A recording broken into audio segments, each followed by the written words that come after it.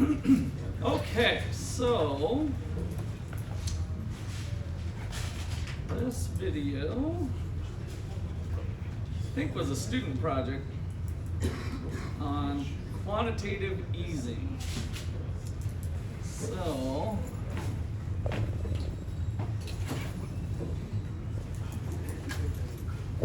for clarification, Timmy there is the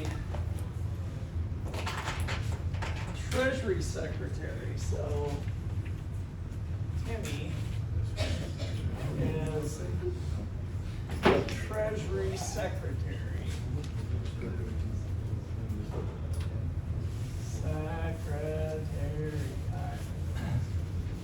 And so the Treasury Secretary of the United States is the one who ends up facilitating the bond sales. So handles government bonds, sells government bonds for Joe and Congress, right? So we've been talking about that, where if we run a fiscal deficit, what happened? We go into debt, but what is specifically, how does a fiscal deficit happen? There's two important variables. What did Joe and Congress not do correctly if they have a fiscal deficit? Phones away. What do you think? Fiscal deficit. Back of the room. Come on, somebody. What are types of fiscal policy? Somewhere in these last three rows. Yeah, what do you got? Government spending. Good. Government spending. And then what's the other fiscal policy?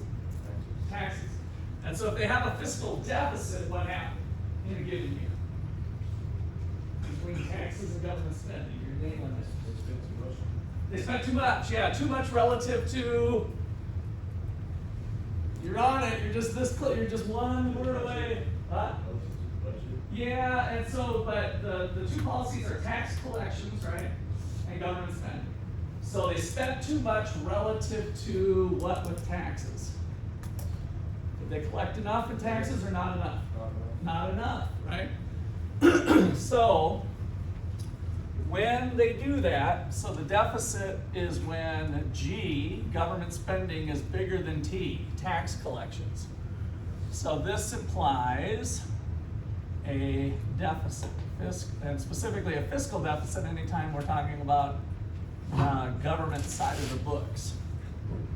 So then they have to collect some money through the sale of bonds, right? So they issue these IOUs, and so it's IOU, the government was short $1 trillion. I owe you $1 trillion, and I'm gonna pay $500 billion per year for 5 years. Love, Joe. Joey B. That's a bond, right?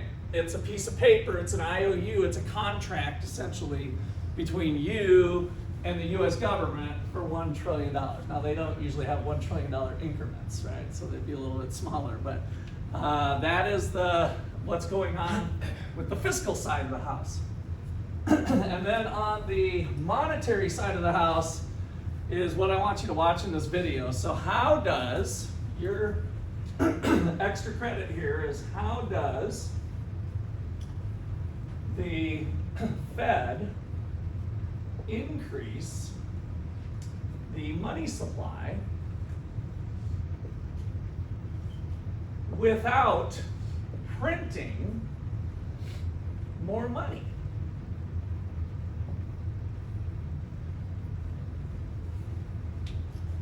How does the government increase money in circulation without printing more of it? So we've talked about printing it. So running to the printing press is the way some other governments pay for it. But what that system looks like is we don't have the central bank. Timmy and the central bank are all one. So we didn't collect enough taxes. They literally print money, right? And then go pay for the stuff instead of doing the IOU business, right? So that's your goal here. 2-minute video. Any questions before I start? Make sure your first name and last name is on your paper. So we'll be collecting these. All right, here we go. Oh, and then I just wanted to say, Ben Bernanke, this is an older video. So this is from the 2008 financial crisis. So just put note here. Ben is the Fed chair. So we said that the Fed chair is the second most powerful person in Washington. That's going to enter this video too. Ben Bernanke is the Fed chair back then. Currently it's Jerome Powell. All right, here we go.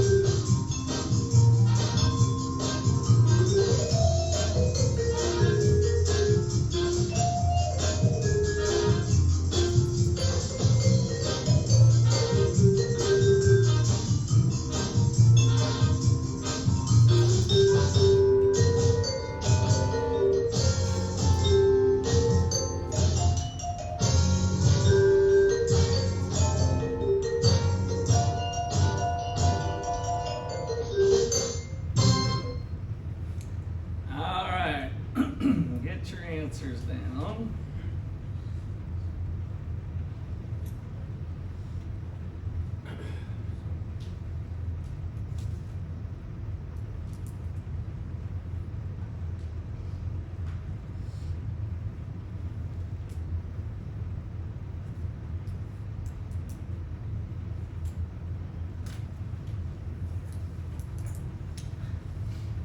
Okay, pass your papers into the middle.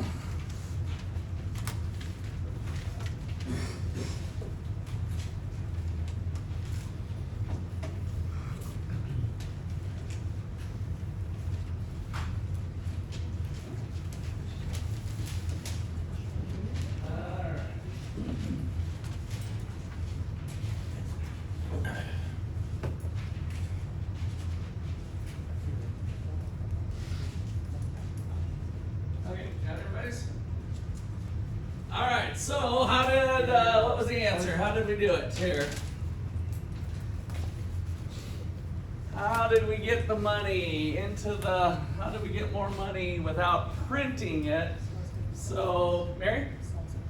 Sell government bonds. So yeah, we got the government bonds are out there, and then the key was who buys the government bonds. Remember, the government bonds could be sold to the rest of the world, people in Germany and France and the United States and savers and insurance companies. But who needs to buy the bonds for the money supply to go up? The government, the Federal Reserve, right? So that's the function where now the Federal Reserve is buying those government bonds, and that is increasing the money supply. And so that's the mechanism. And so during this time, I'll come back to this. it was 2008 in the spring, and or rather the fall, and I went to a conference, and it was then the author of the textbook in Chicago that was doing it. This was after the financial crisis, so we saw this printing of money. And furthermore, what they were doing is the author of the book that was presenting said the Fed is buying toxic assets. And I'm like, toxic assets? And yeah, because they were bailing out the banks during the financial crisis. And so usually the government, of course, buys government bonds, and that's not a big deal. But during this crisis time, instead of buying good, solid government bonds, they were buying crappy loans that you could really use as toilet paper, right? They weren't worth anything, right? So what happened was the bank, Madison Bank, had a crappy loan, not a government loan, but a crappy loan on their balance sheet. And the government wanted to bail out Madison Bank. And so they're like, oh, that one's really stinky, but we can probably do this for you, right? And now Madison became flush or better with cash, and the government now, the Federal Reserve I should say, is holding this piece of crap. Now normally, when we told this story before, what they were holding was a US government bond, which meant that the money was going to come back to the Fed, and then any profits would be passed back to the government. So it kind of stayed internal. You see how the money comes home, so to speak, when the bond gets paid off. But if this is a piece of crap and belongs in the toilet, the money never comes back. It stays out in society, right? There's no mechanism for it to come back. And so that's kind of was the fear that he was saying with the toxic assets. So here was my email. It was Michael Parkin was the author of the textbook back then that I used. And so you can see it's dated October 2nd of 2008. We're right on the edge of the financial crisis and kind of was starting to dip into it. Michael, one thing that stuck out to me during our lunch talk was the change in the composition of the Fed's assets. I'm not that knowledgeable with the details of the Fed, but I would guess they do not charge off bad assets very often, since they normally hold all US government securities. With bad assets in the Fed portfolio, is the government potentially running the printing press in a discreet way? This practice will definitely lead to paying for the bailout through higher prices as well as taxes, will it not? So, Michael came back to me with this email later that day. Russ, I enjoyed our conversations last week. I think that we're heading towards the printing press. The Fed's balance sheet is in the table below between 2007 and 2008. The monetary base, the total liabilities, increased by 14%, definitely inflationary if sustained. Look at the drop in safe government securities and the rise in loans to banks and other sometimes toxic securities, up from 30 billion to 446 billion, and US government securities down from 780 to 480. Cheers, he's from Canada, so he had a little. So here's the Fed's balance sheet. So I know most of you aren't too savvy with balance sheets, you haven't even had accounting yet, but basically it's at a point in time, what are your assets and liabilities, right? We talked about wealth yesterday, the dollar value of what you own minus the dollar value of what you owe. Well, that's what the balance sheet does for us. And so here, on the balance sheet, the Fed has some gold, US government securities, this was before the financial crisis, loans to other banks. So remember the discount rate and the loans that the Fed can make, that was part of their policy instrument. So they have a little bit of loans to banks, total assets, and then Federal Reserve notes and bank deposits. So here, these are the required reserves, the deposits at the Fed. That's not really the Fed's money, right? That's why it's a liability. And same thing with the currency out in circulation. They're kind of have that out there as a liability. And so you'll learn in accounting class, we need assets and liabilities to equal each other. And here's how it changed when the Fed started getting active with these bailouts and other kind of unusual things that it had never done in its history. So gold stayed the same. US government securities went down a lot, and instead they started doing these loans to other banks, which were sometimes the toxic thing. And so, were we running the printing press? Yes, it did seem to look that way. But sad for me in a sense, and maybe other economists, we predicted that there would be inflation from this. And there never really was inflation to speak of from this. And so we were scratching our heads of why, and we later kind of figured out why. What was the thing that reduced the multiplier effect? We talked about last week. So we talked about the money, the deposit multiplier. It was at the very end of lecture where we said, how could the multiplier not be at its maximum potential? What did people need to do to not get the multiplier, to not get things kind of cooking up? There was two spots, because this kind of ends up leading into this chapter now with something we're going to talk about. So look back in your notes. We had a name for it that reduced the multiplier. So it was the deposit multiplier, 1 over the required reserve ratio times the change in excess reserves. And then something caused it to be lower than what the maximum was. First person to find it, shout it out so you can get an extra credit point.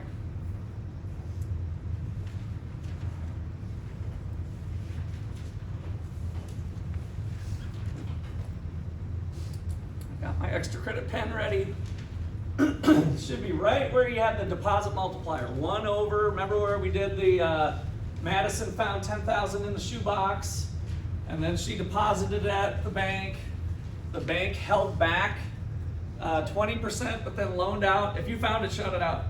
Does it have a specific name? Because I found people holding some account and bank shot loaning out all. Yep, that's it. All right, so Jesse's got it. So it was basically banks not loaning out all that they could, right? So when we did our exercise of Madison depositing the 10,000 bucks, the bank holds back 2,000 and loans out 8,000. And then we had, what was it? Was it Nadia buying some electronics or something with the 8,000? And so then Best Buy deposited it in their bank. That whole multiplying process doesn't happen as big if people start to hold cash, or if banks start to hold on to their cash. And that's what we found happened, is that after we went through the Great Recession, one of the big downturns in the economy, cash was king. And so people are like a little afraid, like, oh, is this gonna happen again? I don't wanna be in a leveraged position where I don't have enough cash laying around to pay for my bills and other things. And so people and corporations and banks all kind of hunkered down and hung on to their cash. So when that happened, we didn't get the inflation that we expected. We didn't get the bang for the buck. Well, of course, all that changed now. Fast forward to COVID 2021-ish, and now they're doing the same thing. Might have thought, hey, it worked last time and we didn't have inflation. And of course, we've now learned that they were wrong. And there was persistent inflation that's still going on today. All right, questions or comments on that? All right, so I also brought the biggest donation to the Gortney Institute in the history of the Institute. The Institute's been around since about 2018. And one day we received let's see, I gotta remember how much it was again. Yeah, that's right. Okay, I don't know why I did it in this order. I guess I put the middle one in there. $160 trillion. And I'm so proud that we raised this much money for the Gortney Institute. Unfortunately, It's Zim dollars. So I went to South Africa. I wanted to make sure we get this on the recording here. I went to South Africa and met a guy, and he was actually from Arizona that was there, and he's like, yeah, I've got these Zimbabwe dollars, and I'll give them to you. And I'm like, great. So sure enough, in an envelope came $160 trillion. So you can see the back side and the front side. I'm going to pass this around the room. You guys can just kind of let it snake through the room to take a peek at it. But that is what happens when governments literally print off money. We watched a short video on it before, but that is the printing off money where then you have to keep upping. And so, you couldn't even buy a can of Coke for $100 trillion at one point in Zimbabwe. And eventually it just imploded on itself. It's worthless. And so they fell back to the US dollar for a while and bartering and other things.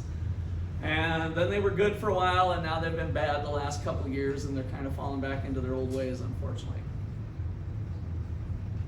Okay, so any questions or comments there? My point in bringing that up with this is that our government could, if it was corrupt, which I don't believe it is at its core, by the way, but it's possible to get the same thing going even though we have two parts of the government that are supposed to be operating independently. If it did become kind of corrupted, which this little cute video was hinting at a little bit, right? Them working together, you sell the bonds, I buy them, we put money out into the system. Unfortunately, it started to look more like that as we moved into this COVID phase of the Federal Reserve. And so they got all these tools, and they might have good intentions, but maybe some bad consequences if they're not thinking things through all the way. All right, so let's get back to the mechanics, unless anybody's got any questions. Let's get back to the mechanics is what this part of this chapter looks at here. Okay, so what is the effects of monetary policy? So we're going to do, let me get rid of this. Well, maybe I'll keep that out there. All right, so we're going to draw 3 graphs.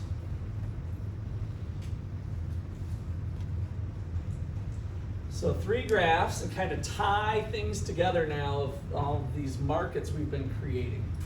And so the new one that we introduced this week is the quantity of money. So here we've got the quantity of money, so maybe M2 or something. And we've got the interest rates. And the interest rate is the opportunity cost of money. What does it cost you to hold this in your wallet? Well, you're not earning any interest in your wallet. So it's literally a price of holding on to the money. And so we have a downward sloping money demand curve. And as we covered yesterday, the supply curve is vertical. Why? Why did we show the supply curve as vertical? Jesse, you got some money behind you. So why was the supply curve vertical? It's kind of you're going to need to know that for the test and homework and your final exam. So it's a great test question. Why is the money supply vertical? By being vertical from a math standpoint, it means that it's independent of the interest rate. So in other words, the supply of money out in the United States doesn't depend on the interest rate. Okay? So that's the mathematical interpretation of a vertical line there. But why? Why did we say it yesterday? You can look back in your notes. You should have it in there why it was vertical. Where does the money supply curve come from? Who creates it? Pretty big softball question, so extra credit. The central bank, yes. So they choose the level of supply. So Simon's on here. All right. I'm feeling generous today. So the Fed chooses to be here or here or here, and so by doing one of the policy changes, it can add more money to the system, it can take money away, right? And so it moves this around, and what's happening to the interest rate as a result of their policy? If they restrict the money supply, what happens to the interest rate? It goes up. If they increase the money supply, it goes down. So the interest rate is kind of their choice, in a sense, through the policies of buying and selling government bonds. They can influence the supply of money. Okay, so now we're going to go back a few weeks to the loanable funds market. The loanable funds market was determined by the real interest rate, and it's a global market where the people demand funds to borrow. So when the cost of borrowing is low, people want to borrow more funds to expand businesses and do things, but maybe buy houses, buy cars. Is that out in the hallway? Yeah. Okay. I want to make sure somebody wasn't crying for help here. What's the demand curve again? Okay. So the supply of loanable funds mostly comes from households. They're the dominant saver in society. So we got mostly, think about businesses wanting to expand loans, although it's some other people too. And then savers are usually our gray-haired people in the United States that have big savings accounts and investment accounts, right? So they're our dominant savers. They might have a paid-for house. And so the interaction of savers and demanders determine a market rate of interest and a quantity of loanable funds.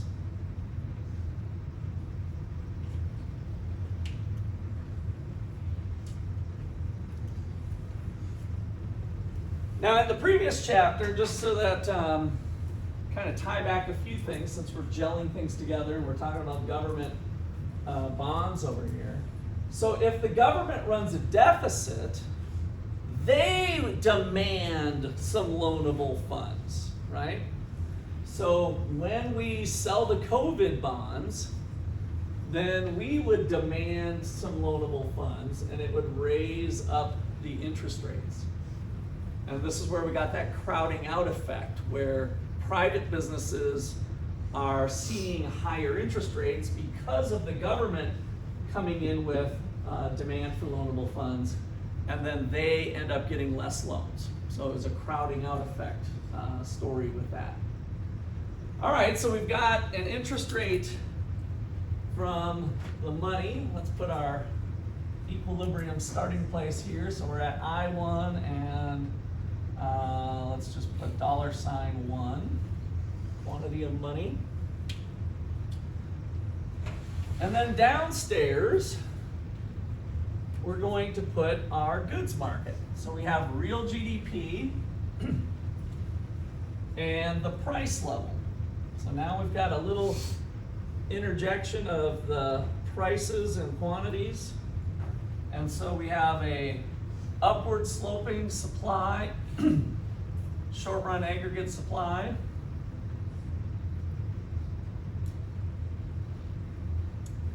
And a aggregate demand. So this is the entire economy kind of wrapped into this demand curve.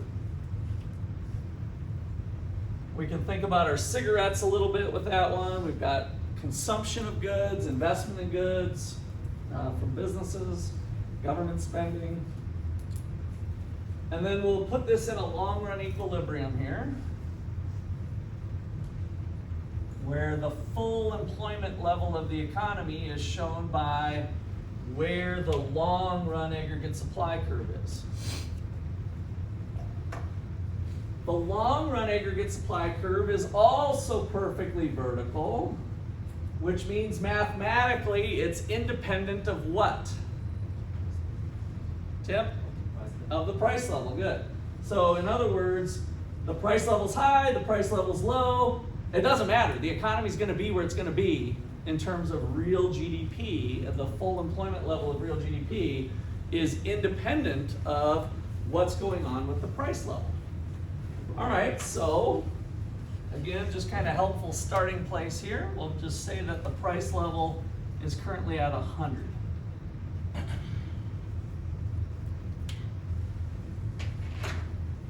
All right. So now we're going to have the Fed pursue an expansionary monetary policy.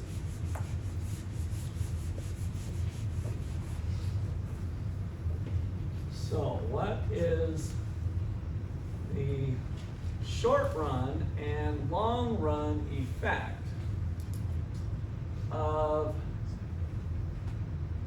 an expansionary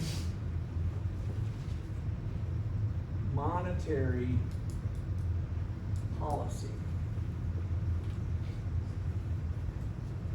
Like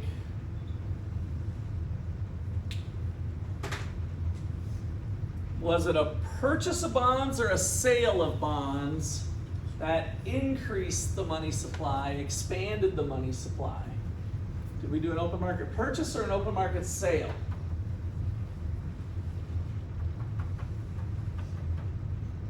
So I'm the Federal Reserve. Let's try a sale. I'm Jerome Powell. I'm holding on to the government bond, and I'm going to go to Wall Street and sell the bond to anybody around the world that wants to buy this bond, right? And so Rich Madison lives on Madison Street in New York.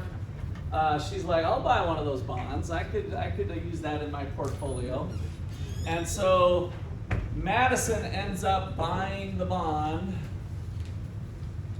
Did I increase or decrease the money supply? Increase the money supply or decrease the money supply? I'm Jerome Powell, I'm the central bank. Look at what just happened there. I sold a bond to Madison. Did I increase or decrease the money supply? Decreased, right? So I'm holding the money now, right? So just kind of remember, I'm holding the money, I'm Jerome Powell, it's no longer out in circulation. So an open market purchase of a bond, Madison now has held on to it for a year, and she wants to go buy a new office building. So she sells her bond, and I, Jerome Powell, decide I'm going to buy it. And so now I buy it. What did I just do to the money supply? It increased. So the increase was from a purchase of bonds. So an expansionary monetary policy like an open market purchase of government bonds. What is the long run and short run effect of the open market purchase of government bonds? Imagine that you guys have this on a test on your final exam, which is when again? When is your final exam in class on paper with purpose? Next Friday. Next Friday, yeah, it's right around the corner. So you might get a question just like this. So be ready. Now you'd be staring at this and you're like, oh, I should have studied a little harder last time. What should I do? Open market purchase, what's the first step here? What do we want to show first? Since it was an open market purchase, do we go to the money market, the loanable funds market, or the goods market? Where do you think we should start?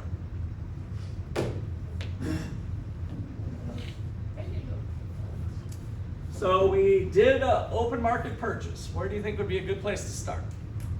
Money market, loanable funds, or goods market? We just increased or decreased the money supply. Everybody together. Did we increase or decrease the money supply? Increase. So where do you think would be a good place to start? Well, the money market, right? Makes kind of sense, right? So we're going to have this thing going to the right or to the left? To the left or to the right? Right. To the right. So we increase the money supply. Remember, there's a number here. Again, just to make it up a number, maybe it's $15 trillion.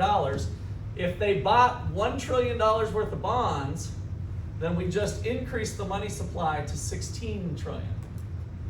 So the money supply shifts to the right with this expansionary monetary policy.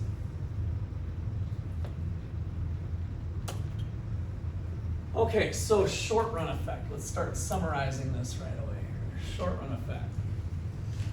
So number one, and I'm going to put here starting from a long run equilibrium. How do I know it's long run equilibrium looking at this graph? Which one do I look at? Money market, loanable funds market, or the goods market? The goods market. How do I know it's a long run equilibrium? It's vertical.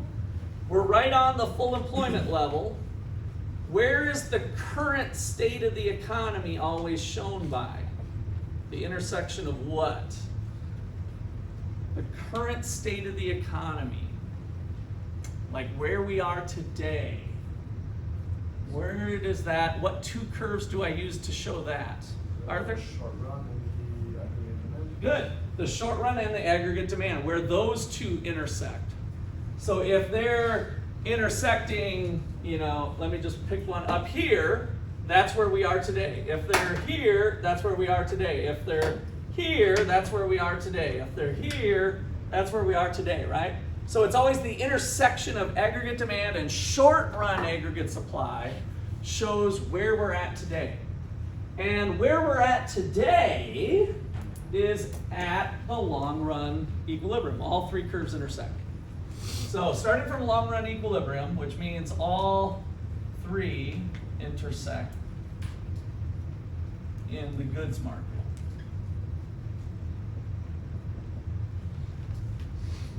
Now the Fed does their expansionary monetary policy. So number two, purchase leads to an increase in the money supply.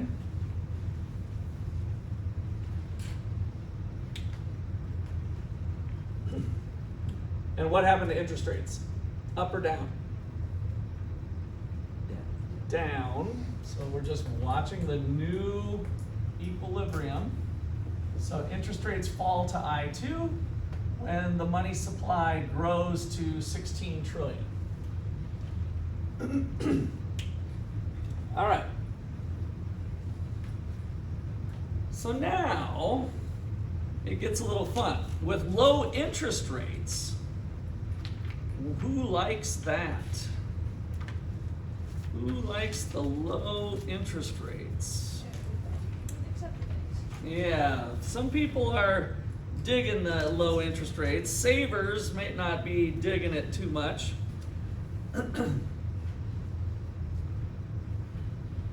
So is there more money to loan out or less money to loan out when the banks have more checking accounts, savings accounts, money market accounts, right? The money supply went up. Do they have more to loan out or less to loan out? More, right? So in the loanable funds market here, the supply of funds available for loans has increased.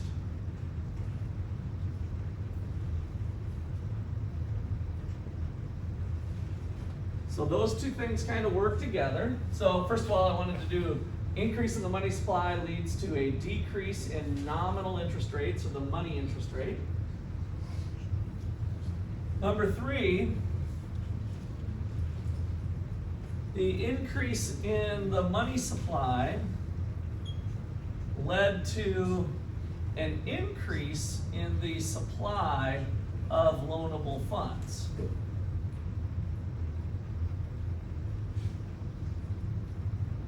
Let me just put supply, I usually use SLF, but I'll just supply of loanable funds. And that then also led to a decrease in real interest rates. So at this point, it wasn't all inflationary. We're starting to get downward pressure on both the real rate and the nominal rates. So there's lots of cash. There's lots of cash out in the system, and then eventually this is going to be loaned out. All right, so if a lot of these are businesses that are now buying new machines and equipment and expansion of business, and people are buying cars and people are buying new houses, what happens downstairs? Is that going to stimulate aggregate demand, short run aggregate supply, long run aggregate supply? What's the short run effect of banks offering low interest deals? What do you think shifts? What shifts up? Yeah, well, I'm focusing now on the goods market here. Low interest rates, what's going to happen down here? What's the immediate effect from people getting these new loans for businesses and cars and houses, Tim? Okay, aggregate supply will rise. Why do you say that?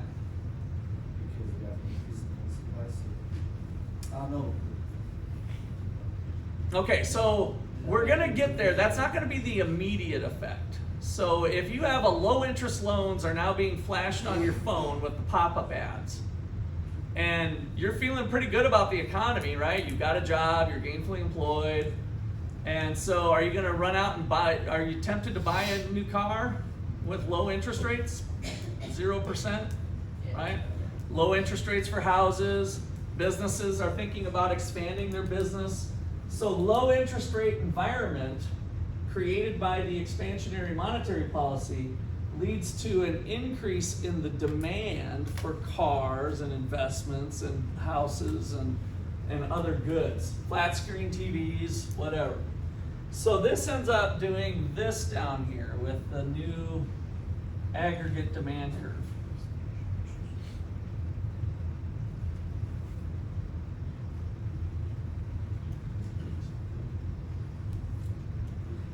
All right, so number 4, and let me start up here since we get kind of low. Number 4 is that a decrease in interest rates leads to an increase in investment and an increase in consumption.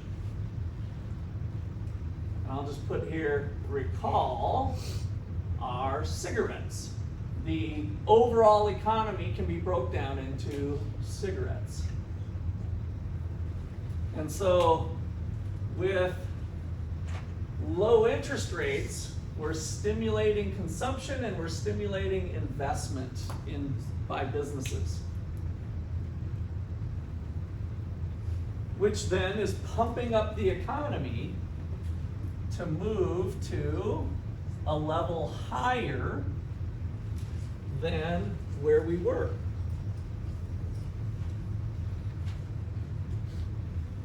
But as a result of that, we're also getting some higher prices. And so prices climb 3% when the economy is heating up. All right, so add on to this, I want to make sure we make this chain here. This turns into the aggregate demand. So low interest environment increases aggregate demand.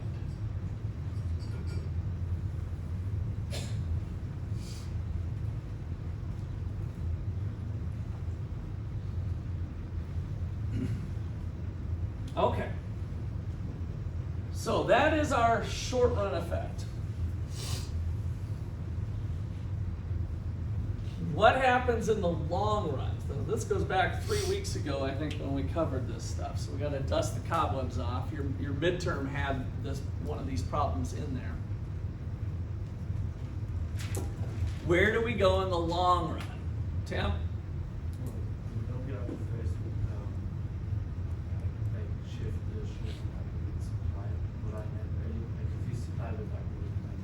Well, yes, there's a couple different stories with our expectations, but we're gonna move into that later. But ultimately, where is the economy, the invisible hand, headed in the long run? The intersection of what two things? So kind of back to the mechanics of the graph again. Where are we headed in the long run through the invisible hand of price adjustments? The story was, along this short-run aggregate supply curve, resource prices are fixed. So the Fed started stimulating the economy. Woo! Right? Money, money, money. Let's go buy, buy, buy. And so that led to some price increases of the things on the shelves at Walmart. But did everybody at Walmart get a pay raise right away? No. So that's where we're separating the long run and the short run. Of the more immediate effects are going to be to stimulate aggregate demand. Prices are going to start to rise. Walmart's becoming more profitable. They call up their suppliers. Hey, we need more product. They produce more product. They bring more product to the store. Now, eventually, though, the people start saying, oh, well, what about me? I need a pay raise. And so resource prices adjusting a little bit later was the story that we told when we moved from point A to point B. And so where are we going? Back to my question then, where are we going in the long run? C. This is a softball question. Yeah, where is C, the intersection of what? I don't have a C up there. What two things are intersecting up there is where the market's going to go in the long run, the LR. Trying to make this as easy as possible, so it looks like we need to go to the random number generator. Where did we leave off with? What did I have? Did I do this already? I thought I did. All right, 10, number between 7 and 12. 1, 2, 3, 4, 5, 6, 7. Where are we heading in the long run? Give me your name again. Chase. In the short run, listen to my words, you guys. In the short run, the economy goes to the intersection of the short run aggregate supply and aggregate demand, right? That's what moved us from A to B. Where are we going in the long run? The one that's up. Which intersection? What curves? Long run and Good. Long run aggregate supply and aggregate demand, right? So it's right there staring at us. In the long run, the economy is going to be heading here. How it gets there is important. Resource prices are going to adjust. So resource prices are going to increase so that we're back to a long run equilibrium where purchasing power is restored. How big of a pay raise is needed ultimately at the end of the day if the new long run here is at PL3 and 105, 5%? How big of a pay raise is needed from my $10 paycheck to now restore my purchasing power? How much of a pay raise do I need? I was making 10 bucks. Everything at Walmart is 5% higher. What do I need to restore my purchasing power? How much money? 5% increase. Good, a 5% increase on $10 is how many pennies? Yeah, 50. Yeah, so 50 cents, right? So $10, 10% of 10 bucks is a buck. So I need a 50-cent pay raise to have my purchasing power restored. And I get back to point C. Okay, so we're going to continue this, but now I'm going to say long run effect. Number 5, continuing on our chain here, but now we're entering the long run. The long run effect is short run aggregate supply. There'll be a decrease in short run aggregate supply to restore purchasing power back at the long run equilibrium.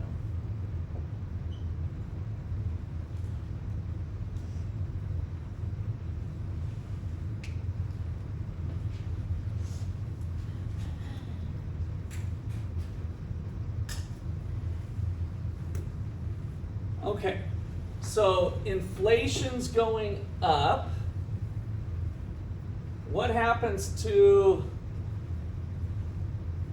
your real rate of return when inflation is going up? This is more on the long run. So I'll just put a little extra note here.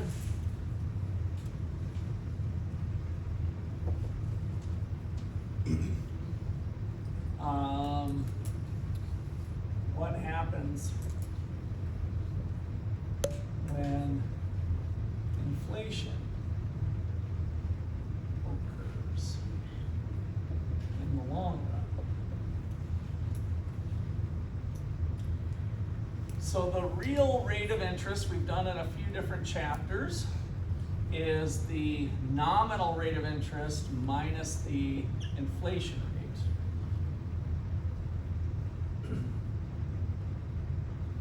And so, when inflation goes up, if it's unanticipated, when new contracts come into play, the banker needs some more money.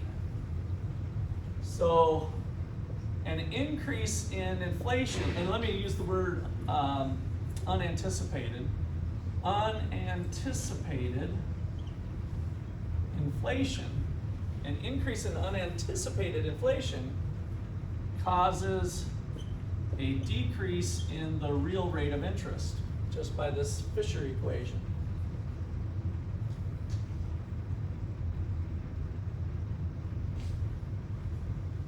And so the key point is that the banker, the lender, banker needs to increase the interest rate on new loans it makes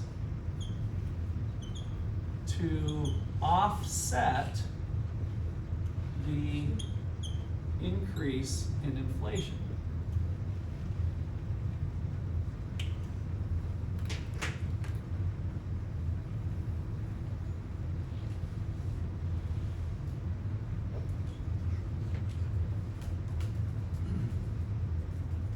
So ultimately, this is going to start to come up again and unravel. We're not going to muddy up this because this was the short run effect, and that's all I was looking for. But ultimately, once the inflation starts to kick in, we go right back to where we were eventually. Okay, so questions or comments on that? Yeah.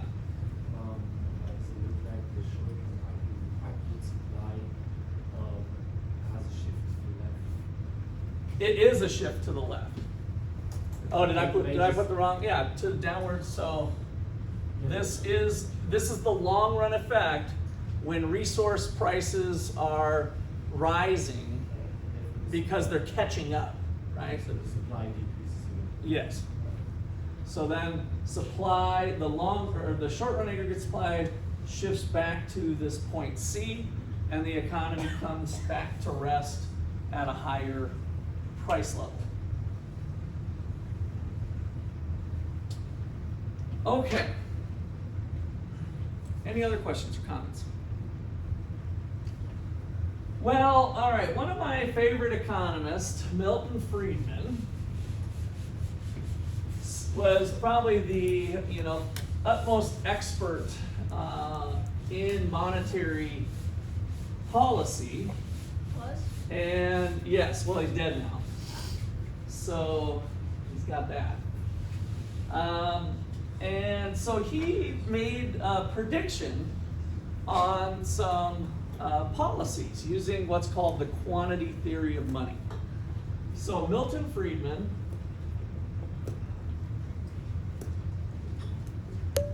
and his wife, Rose Friedman, was also an economist, and so Rose was pretty instrumental in writing and helping. So Milton, gets all the credit and maybe deserves most of it, but his wife was kind of his partner in analyzing a lot of this stuff too. So, but Milton Friedman was the front man at the time. And again, it was a little more sexist time back in the 50s and 60s, right? So it wouldn't be unusual for that to be. But Rose was later looked at with a lot of affirmation of what she did to contribute to what Milton had put forward. So Milton made prediction that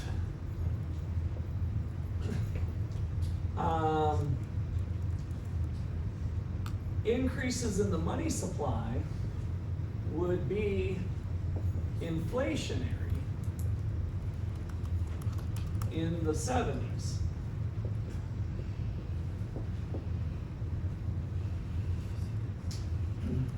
And maybe I should put on here, made prediction in the 60s. So now, those of you who have studied a little bit of history, you got John F. Kennedy and kind of Cuban Missile Crisis, and we're kind of in this Keynesian world where we're pumping up spending. Hey, the government came out of World War II. Look at how good the government's doing in the 1950s with kind of controlling the, steering the economy, right? So it was definitely, Keynes was the economist that drove the government into being more and more active with policy and spending. And so this was what was going on, kind of this printing money, expansionary stuff with government. And so Milton Friedman said, I think we're going to get some inflation. And everybody kind of looked at him like, oh, that's just the ivory tower, college professor. What does he know? And then, so he wasn't too known back then. And then, of course, the inflation tore off in the 1970s, similar to what it did with the COVID. And Milton Friedman was all of a sudden the guru of monetary policy because he made that prediction using some economic theory. All right, so the 1970s would be inflationary in the 1970s using the quantity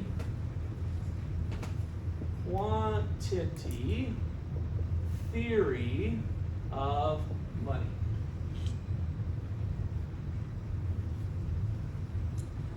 So the quantity theory of money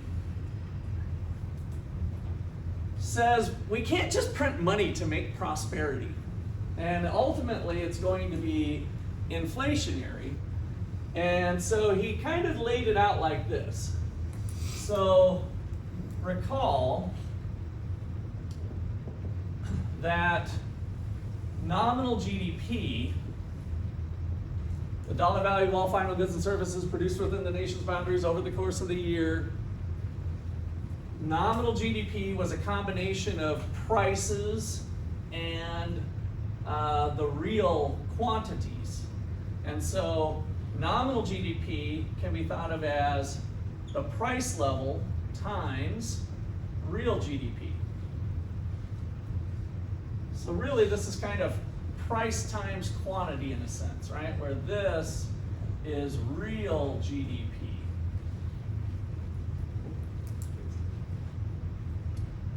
And this is the price level. So the economic activity of the nation can be broke down into prices and quantities of stuff purchased. Make sense? Right? That's kind of where we started this 6 weeks ago. All right. So then he said, well, how do you buy all those final goods and services? Well, you use money. So there's a quantity of money that is used to buy all this stuff that we made. So the quantity of money is the M here.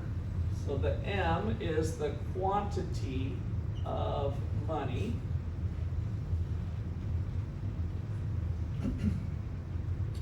And then that money, as we've talked about, gets spent over and over. So if the government goes and Joe Biden buys weapons of mass destruction from Guns R Us, Guns R Us gets the contract, they get the money. What do they do with it? They pay their employees. What do they do with it? The employees go to Applebee's and buy a dinner, right? What does Applebee's do with it? They pay their employees and they go to Walmart to buy it, right? So it's like this money, the same dollar bill, in a given year is being spent over and over, right? And so we call that velocity. So M times V, which is velocity. Velocity of money is the average number of times a dollar gets spent. The average number of times a dollar gets spent is the velocity of money. And so these four terms together make up the equation of exchange. So the equation of exchange is what I already wrote. I'm just going to rewrite it here. The price level times real GDP equals the quantity of money times the velocity of money.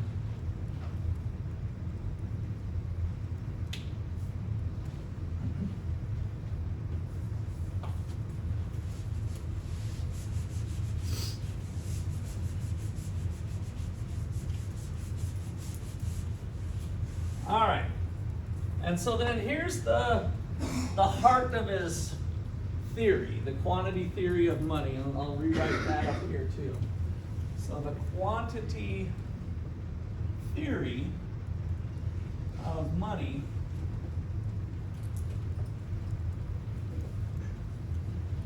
it asserts that in the long run,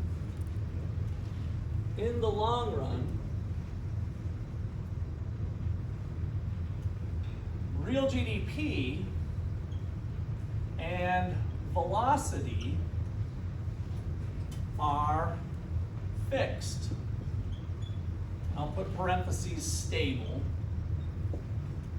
They're going to kind of be what they're going to be.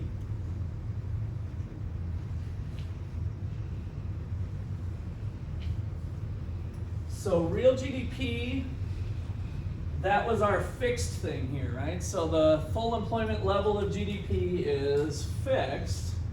And then velocity, is there any reason to believe that the number of times a dollar gets spent on average over the whole economy, moves around a lot? And so he looked at data, and we have some data in the textbook to show that the velocity of money over time is relatively stable. So back to this equation, you guys tell me then what the punchline is. If this is fixed, I'm going to put a bar over it. That's math notation that says this doesn't change, right? It's fixed. So the little bar is math notation to say that that's fixed. If this one and this one are fixed, what's the punchline? What's the connection here between the quantity of money and the price level?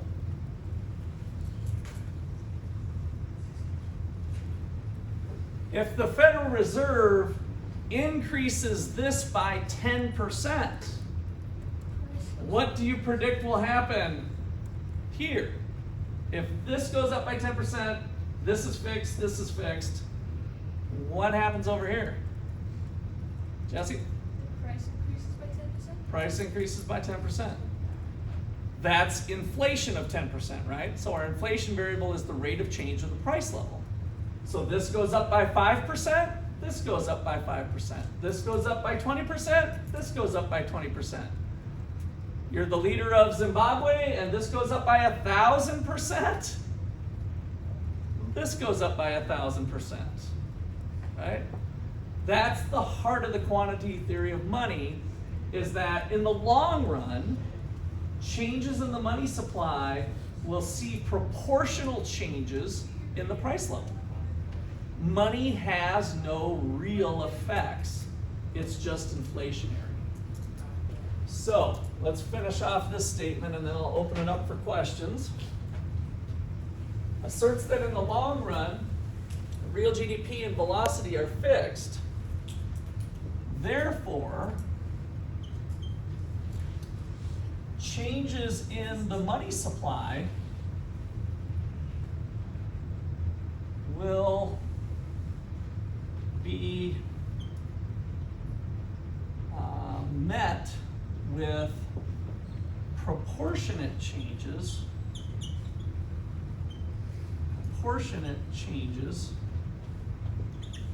to the price level in the long run.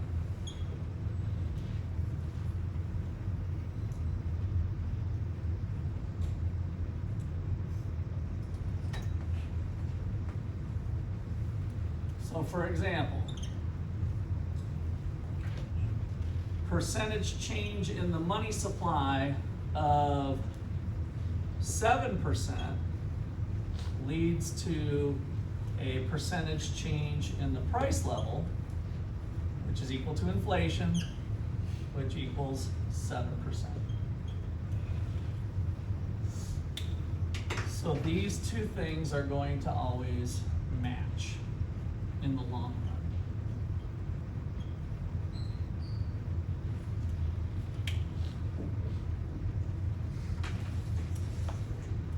And so he showed evidence that not only in the United States, but from around the world with other countries, what they were doing with their money supply, that they were mirror each other over a long enough period of time. There might be some short run impacts, but in the long run, the monetary policy will ultimately be inflationary. Okay, questions or comments there? So this is where I and many other economists kind of hung our hat with Uncle Milty here and said, during COVID, if the Federal Reserve prints off money, essentially, using the government bond process we've been talking about, then we should be getting inflation. And we were really relying on this model. And so what we had to kind of learn was that the money supply actually didn't have the same bump because people were holding on to the cash. So if you're given a bunch of cash by the Federal Reserve, if the money supply is increased, but everybody's just holding on to it, then it's not going to have that same effect, right? It's not going to have the same effect on the price level because the effective money supply really didn't increase because people weren't spending it. So in other words, the quantity theory of money is predicated upon the money getting into the system and flowing. Yeah, Tim? I mean, sooner or later it will get inflation. Yeah. It will have inflation because sooner or later they will spend it. Yeah. Sooner or later there's going to be something, yes. It'd have to catch up with it. The effect will just be delayed. It was delayed and maybe minimal. So let's just say like you did a 10% increase in the money supply, but then we had this effect of everybody hunkering down, then the 10% was spread over, let's say, 5 years, just to make up a number. 5 times 2 is 10. So the 10% bump actually came over time, over a multi-year period. It didn't all happen in 1 year, right? Because it takes a while for these effects to kind of filter through. Okay, anything else? All right, let's call it a day there. Ooh, mark your calendars. You're getting out early today.